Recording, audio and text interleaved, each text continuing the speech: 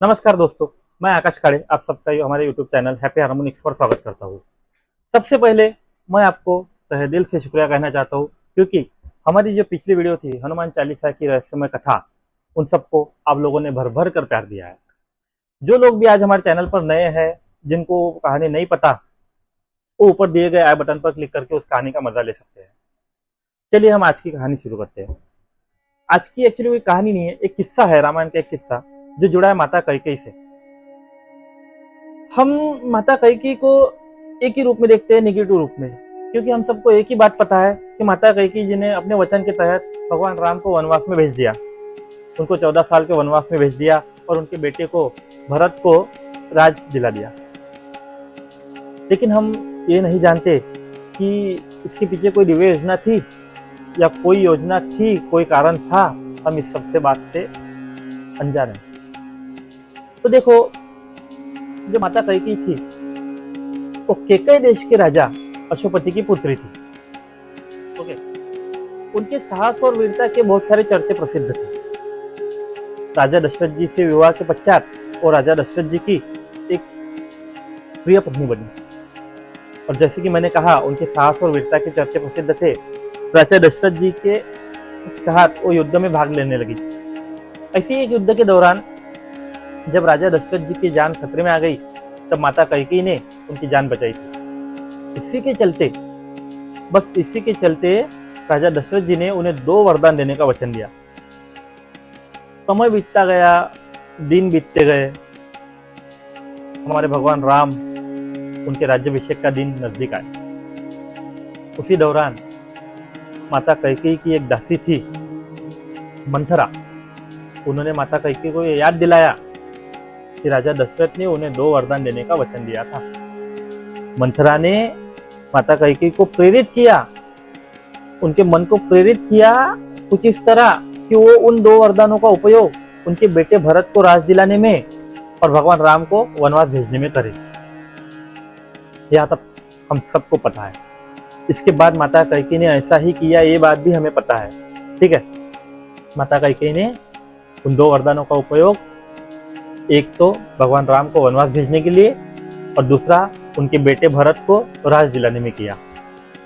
इससे तो ऐसा ही लगता है कि उन्होंने निजी स्वार्थ और लालच के चक्कर में ये किया।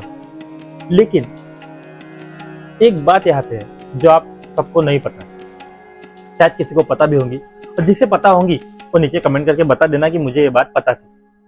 ओके, तो देखो, बात ऐसा है, माता कैकेयी को देवी सरस्वती का वरदान था, और उसी वरदान के चलते देवी सरस्वती ने उनके मन को प्रेरित किया कि वो भगवान राम को वनवास भेजने की मांग करे। और इस बात को देखा जाए तो माता कैकेयी एक दिव्य योजना का हिस्सा बनी, भगवान राम के दिव्य कार्यों को पूरा करने में एक साधन बनी। लेकिन इसलिए मैं कह रहा हूं कि उन्होंने किसी निजी स्वार्थ के लिए या लालच में ये नहीं किया। उनको वो वरदान था देवी सरस्वती जी का। अब आप बोलोगे ऐसा कैसे, हम कैसे माने? मैं आपको बताता हूं। देखो, भगवान विष्णु जी ने भगवान राम के रूप में धरती पर अवतार लिया। तो किस लिए उन्होंने अवतार लिया? ताकि वो रावण का वध कर सके और पूरे संसार में धर्म की स्थापना कर सके। ओके, अब रावण ने अपने शक्ति से और अपने आतंक से देवताओं, ऋषियों, मुनियों, मानवों सबको आतंकित कर रखा था। ये जरूरी हो गया था कि अब उसका वध करे। मुझे अब बात बताओ, भगवान राम का वनवास जाना, मैं आपको बता रहा हूं, भगवान राम का वनवास जाना ये राक्षसों के विनाश का मार्ग प्रशस्त करता है। भगवान राम जब वनवास गए तो उनके वनवास के दौरान ही उन्होंने कितने सारे राक्षसों का वध किया। और आप लोगों को यह भी पता है कि उनके वनवास के दौरान ही लक्ष्मण जी ने रावण की बहन सुपर्णखा, उसकी नाक काट दी थी, और तभी से पूरी रामायण चालू हो गई। मतलब रावण के अंत का समय तक है। इसी के चलते, वनवास के चलते ही फिर आगे आगे रावण का वध हो गया। आप मुझे बताओ, अगर भगवान राम अयोध्या में रहते तो क्या ये सब कुछ हो पाता? नहीं हो पाता। कैकेयी के निर्णय ने भगवान राम के जीवन में एक महत्वपूर्ण मोड़ ला दिया। भगवान राम ने धर्म, कर्तव्य, आदर्श का पालन किया और मानव धर्म को एक प्रेरणा दी, धर्म का पालन करने की प्रेरणा। देखो, कैकेयी के इस निर्णय का एक और महत्वपूर्ण परिणाम पड़ा, जो कि पड़ा भरत पर। क्या हुआ?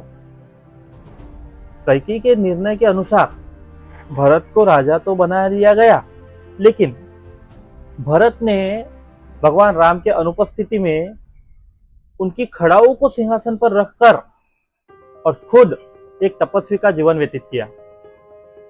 इसी के चलते भरत एक आदर्श भाई और शासक के रूप में जाने गए। ये थी दोस्तों आज की कैकेयी की कहानी, एक प्रेरणादायक कहानी। जब आज तक हम कैकेयी को एक नेगेटिव रोल में जानते थे, लेकिन आज हम सबको पता चला है कि वो एक नेगेटिव रोल नहीं, उन्होंने माता कैकेयी जी ने अपने निजी स्वार्थ के लिए सब कुछ नहीं किया था। ये सब कुछ एक दिव्य योजना का भाग था, इसलिए सब कुछ हुआ। धन्यवाद। तो दोस्तों, ये थी माता कैकेयी की अनसुनी और प्रेरणादायक कहानी।